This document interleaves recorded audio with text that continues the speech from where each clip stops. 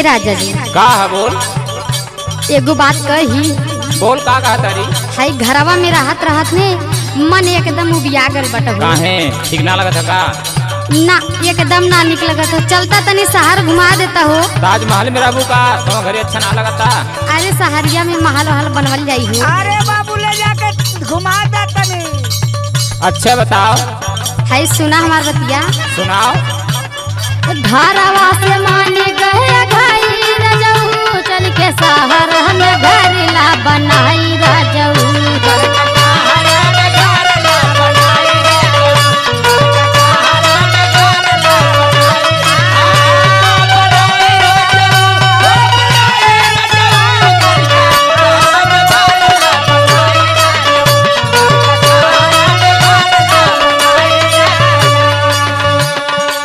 अच्छा ये बात है का? हाँ हो। अच्छा ये बताओ और शहर का फरमाइश से और घरे माई बाप की छोड़ दें। अरे तो एक बार में कहत बाटी जब वहाँ महलिया बन जाए तो माइयो बाप के लेके चलिया। अच्छा ले सुन। सुनावा। कैसे के सहारिया में जाई रनिया माई बाबू कौने डारिया लगाई रनिया।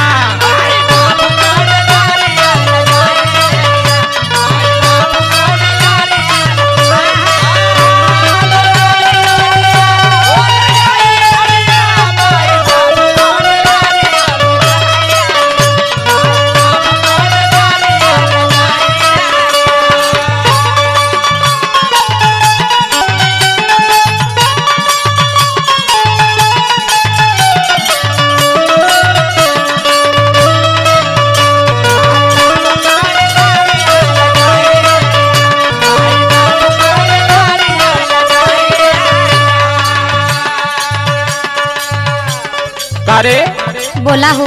तो के शहर लेके चले लाज ना लगा था माई बाप की छोड़ी जाए खातिर। अच्छा ये बतावा शहर जाए बदे कोई लजाई का हो? अरे ला जाए ना लेकिन माई बाप घरे कैसे रही है तो ना समझ में तो बात। अरे छोटे नंद बाटी ने देखी है ने। अच्छा आई हमार बात सुना ना।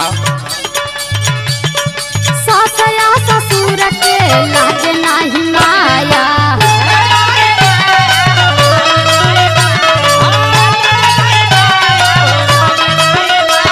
अच्छा तो हरी सुरतिया पे हवे खाली दाया।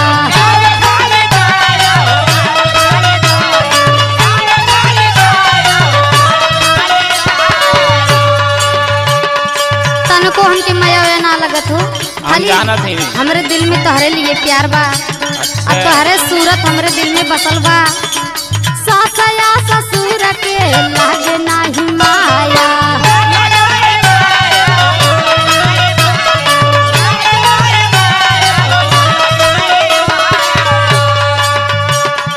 तो हरी सुरतिया पे हवे खाली दाया।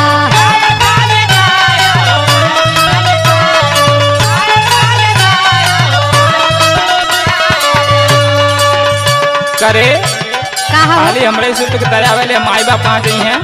हाय हमार बात सुना। सुनाओ। रेलिया के टिकट ना कटाई रजऊ चल के शहर में घर ला बनाई रजऊ।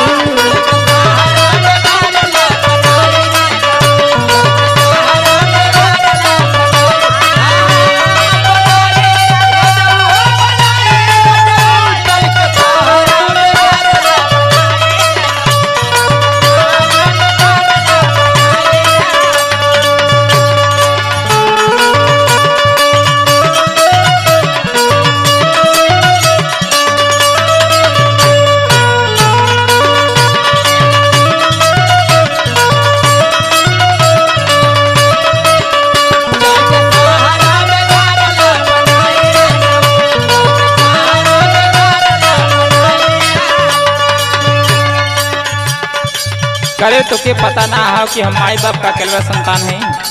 अरे हमके खूब पता बा हो। तब कैसे माई बाप की छोड़ी जाए ले सुन। सुनावा। माई बाबू के हैं अकेले लाला नवा।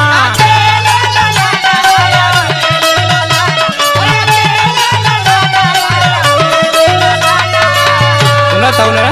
सुनत बाटी। वो अपन दुख कैसे कही है तुम्हारे कुछ बुझात ना है। सुना सुनावा।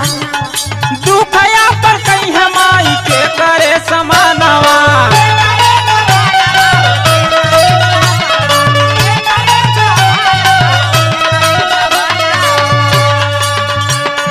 माई बाबू के है अकेले लाला नवा, दुखया पर कहीं है माई के करे समानवा। माई बाबू के चरण दबाई रनिया, माई बाबू कौन डरिया लगाई रनिया।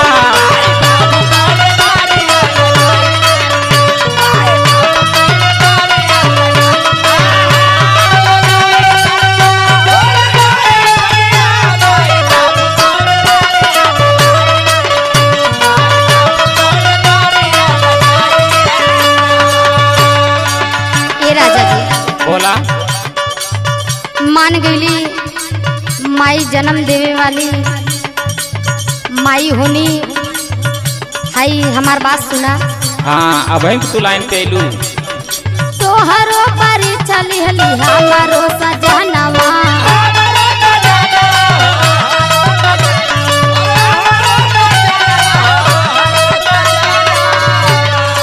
तोहर परीक्षा लेत रहली हो।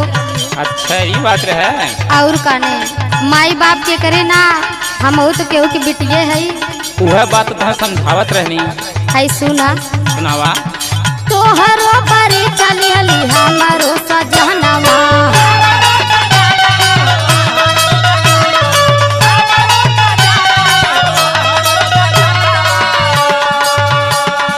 जैसे कहबा वैसे रह माना भाई कहानवा।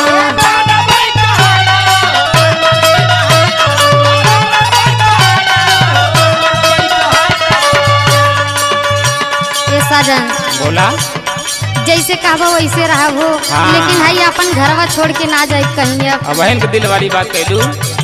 हाय सुना राम के सका है समझाई रजऊ, कई के माई बाप सेवा तार जाई रजऊ।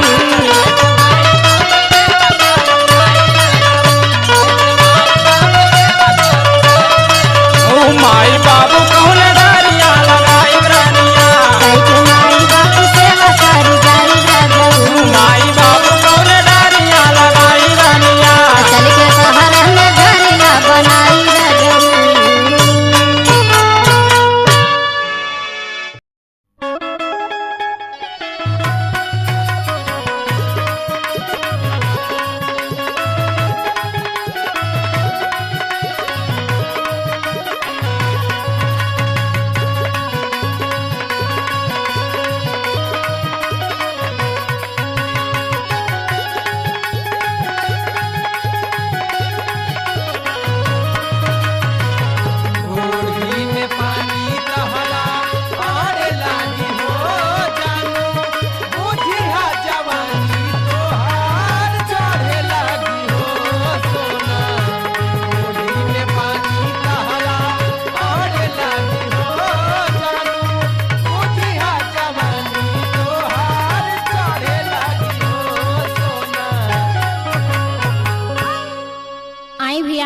हम भोजपुरी गायिका खुशबू राव आप लोग के बीच में एगो पहाड़वा गीत लेके आयल बानी, जौना की recording Geeta recording studio Ambedkar Nagar Nevada से हो रहा बा। और हमके आशा ना पूरी विश्वास बा कि आप लोगन के आशीर्वाद हमरा के जरूर मिले। और एगो भौजाई अपना ननद से एगो बात कहली है, अरे सज संवर के गईनी हम बाजार छोटी नाना दे, कि सज संवर के गईनी हम बाजार छोटी नाना दे, हमारा पेलो भाई थानेदार छोटी नाना दे, हमारा पेलो भाई थानेदार छोटी नाना दी, हमारा पेलो भाई थानेदार छोटी नाना दी, थानेदार छोटी नाना दी, थानेदार छोटी नाना दी, हमारा पेलो भाई थानेदार छोटी नाना दी, हमारा पेलो भाई थानेदार छोटी नाना दी, हमारा पेलो भाई थानेदार छोटी नाना दी।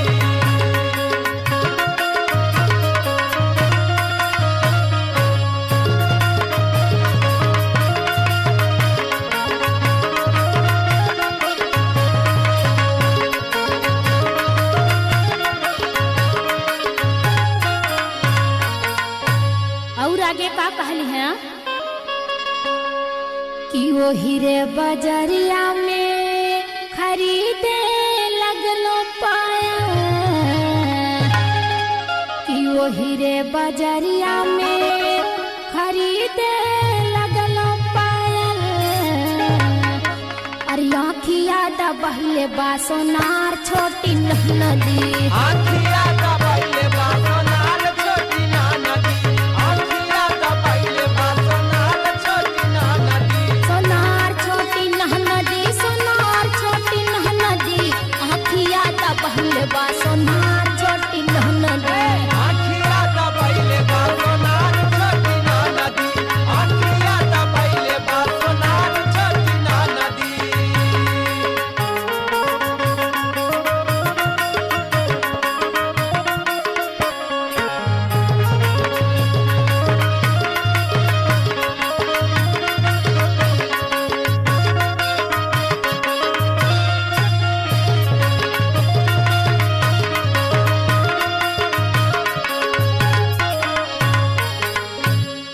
और सुनिए भैया का कहली है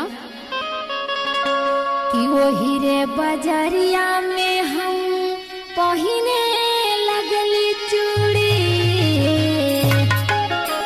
कि वो हीरे बजरिया में हम पहिने लगली चूड़ी, और अंगूरी दबौलस चूड़ी हार छोटी नदी, आँगुरी दबैले चूड़ी हार छोटी ना नदी, आँगुरी दबैले चूड़ी हार छोटी ना नदी, चूड़ी हार छोटी ना नदी, चूड़ी हार छोटी ना नदी, आँगुरी दबैले चूड़ी हार छोटी ना नदी, आँगुरी दबैले चूड़ी हार छोटी ना नदी, आँगुरी दबैले चूड़ी हार छोटी ना नदी।